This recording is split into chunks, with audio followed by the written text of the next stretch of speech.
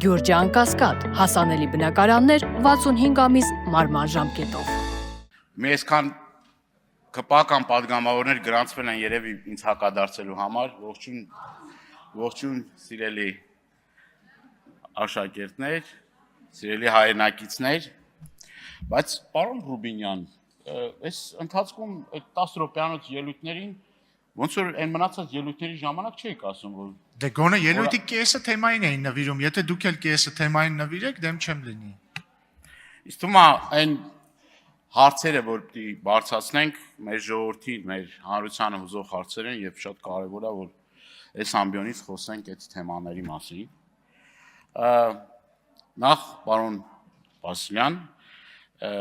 ես երևի ձեզ հետ արդեն հետայսու փաստերով խոսեմ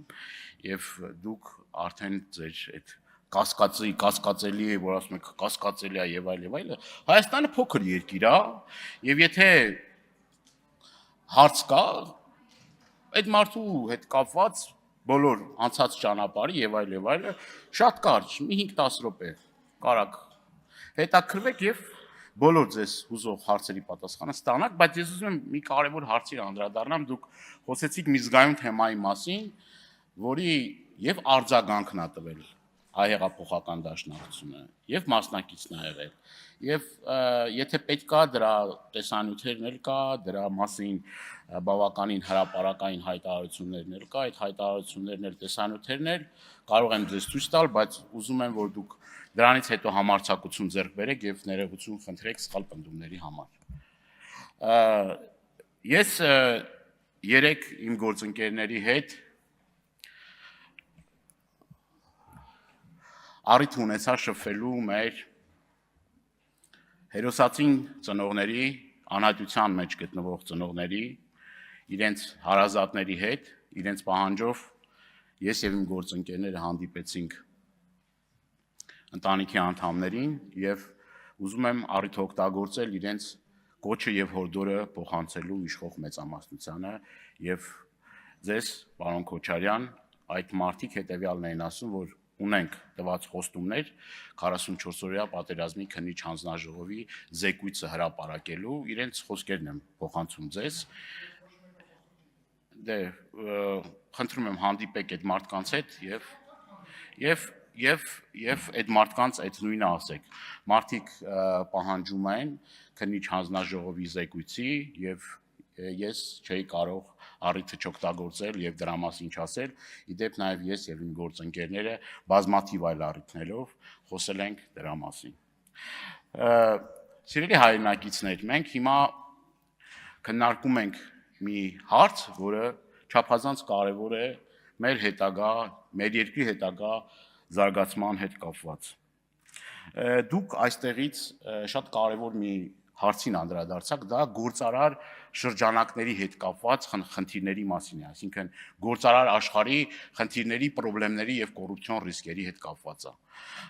Ես կարծում եմ, որ ոչ թե Տիկին Ջուլհակյան պիտի այդ զեկույցները, ոչ միայն այդ զեկույցները, միջազգային զեկույցները պիտի հաշվի առնվեն, այլ կան համապատասխան մարմիններ, Հայաստանի Հանրապետությունը, Հայաստանի Հանրապետության իշխանությունները ունեն բավարար ռեսուրսներ հասկանալու համար, թե օրինակ գործարար աշխարհը ինչ դժգոհություններ ունի կոռուպցիոն խնդիրների հետ կապված։ Ես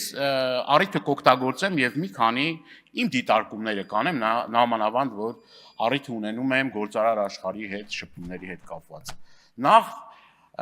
ՊԵԿ-ի հետ կապված բազմաթիվ խնդիրներ։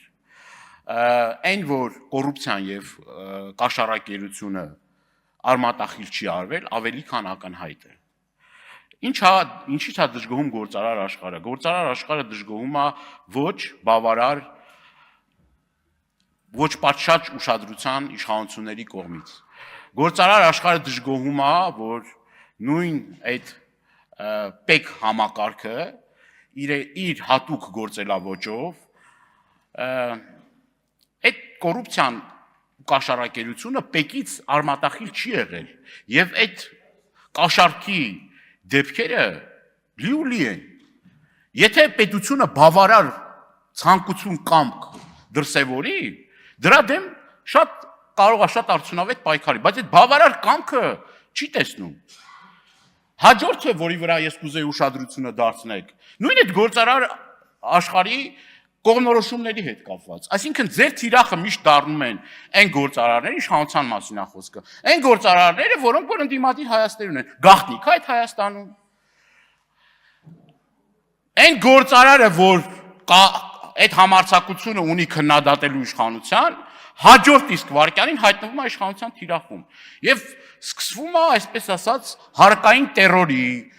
գործեր կարելու հայտնի մեթոդը։ Բայց այդ երկակի ստանդարտները, որ կիրառվում են, այսինքն յուրայինները հնարավորություն ունեն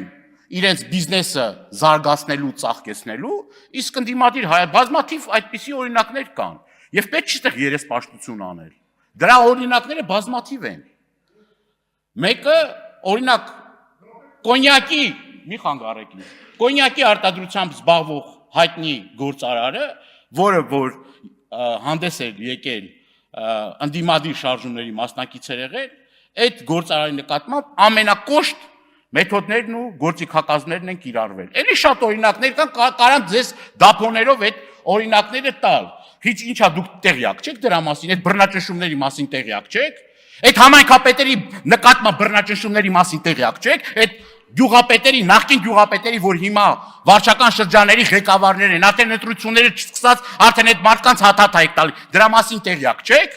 Տեղյակ չեք, թե ոնց է կանչում այդ մարդկանց եւ ասում մեր համար չաշխատեք, խնդիր եք ունենալու, խնդրեմ եք ունենալու մեր համար չաշխատեք։ Այդ քրեական գործերը, որ հարուցում եք այդ մարդկանց վրա, տարիներով ձգձգում եք այդ գործը, որ ինչ անեք, որ ընտրական էլեկտորալ պրոցեսների ժամանակ օգտագործեք այդ ամեն ինչը, եթե հանկարծ ձեր համար չաշխատի, խնդիր է ունենալու, խնդրեմ է ունենալու։ Տեղյակ չեք դրանից։ Ինչի եք երեսպաշտությամբ զբաղվում, ինչ եք սուտ խոսում, կամ հիմա հեծը, որ խլել եք, այդ հեծում, ինչ գործընթաց է կատարվում, հեծը դարել է ԿՊ նախընտրական շտաբ,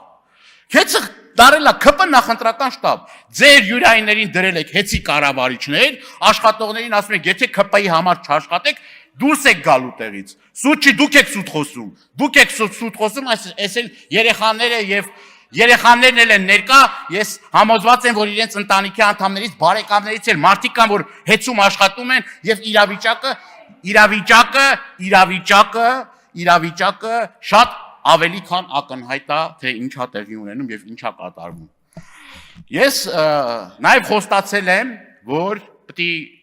խոսեմ նաեւ բանկային համակարգի եւ մեր հայրենակիցներին հուզող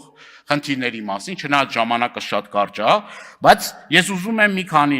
ցուցանիշներ բերել։ Ուրեմն 2024 թվականին 18 առևտրական բանկերի տարեկան շահույթը կազմել է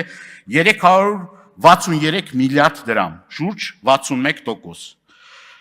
Ուրեմն 2025 թվականի նախորդ տարվա համեմատ բանկային շահույթը կազմել է 20%։ Ես ինչի համար եմ այս տվյալները հնչեցնում, սիրելի հայրենակիցներ։ Սա հնչեցնում է մի բանի համար, որ